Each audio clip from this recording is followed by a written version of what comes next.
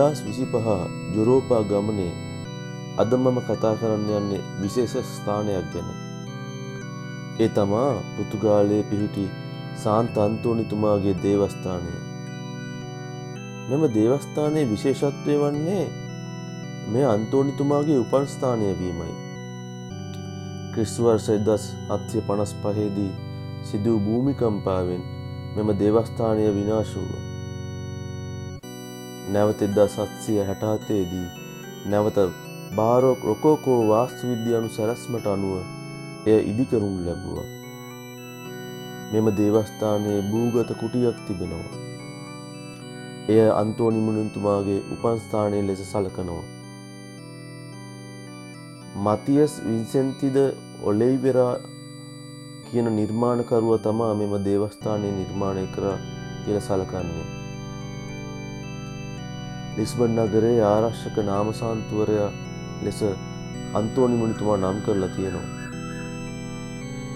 1982 දී දෙවන ජුවන් පාප් වහන්සේ මෙම දේවස්ථානයේ එලිමහනේ පිහිටි සාන්ත අන්තෝනි පිළිරුව ආශිර්වාද කළා.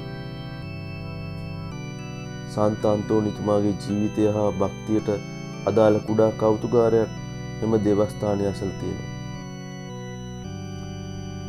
විශේෂයෙන් ජූනි 13 සාන්ත අන්තෝනිතුමාගේ මංගල්‍ය දිනය. එදින මෙම දේවස්ථානය අසල පෙරහැර සහ නගර උත්සව බහුලව ඇති නිසා ඉතාම කාර්යබහුලයි. නමුත් අතිශය සිරස්තල දසුනක් මෙම දවසේ ඔබ දේවස්ථානයට ගියොත් බලා ගන්න පුළුවන්. මම ඔයගොල්ලෝ සමග අන්තෝනි මුනිතුමාගේ තොරතුරු කීපයක් බෙදා ගන්න කැමතියි. එතුමා 1195 දී ලිස්බන් නගරයේ ෆර්නෑන්ඩෝ මාටින්ස් දේ බුලයිස් කියලා පවුලක දරුවෙක් ලෙස ඉපදුනා.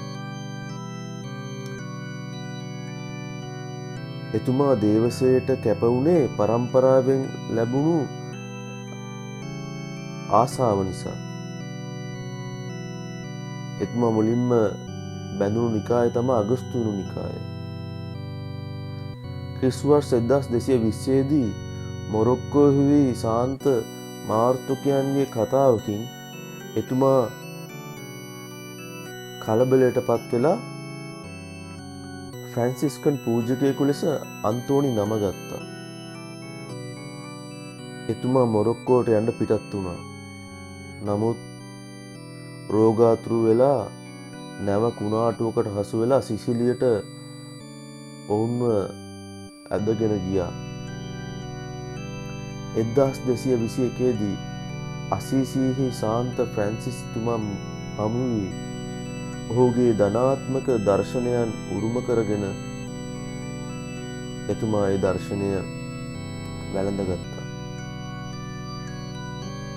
එතුමා පෙරදිග හා බටහිර ඉතාලියේ දේව ජනතාව වෙනුවෙන් දේශනා කළා.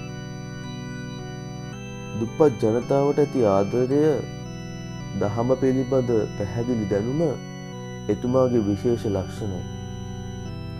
රිමින්ති වෙරළේ මාළුන්ට දේශනා කිරීම එතුමාගේ ජීවිතය හා බැඳුණු ආශ්චර්යාත්මක සිද්ධියක්.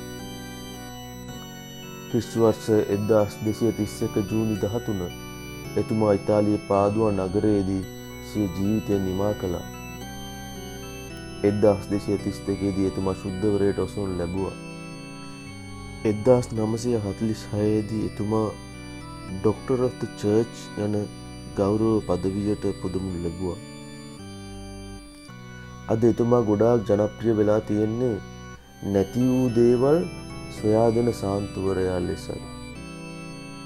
ඉතින් මම යුරෝපා ගමනේ ඊළඟ සිද්ධස්ථාන ඔබ වෙත ගෙනෙන තුරු අදට සමුගන්නවා. ඔබට සුබ දවසක්. ජේසු පිහිටයි.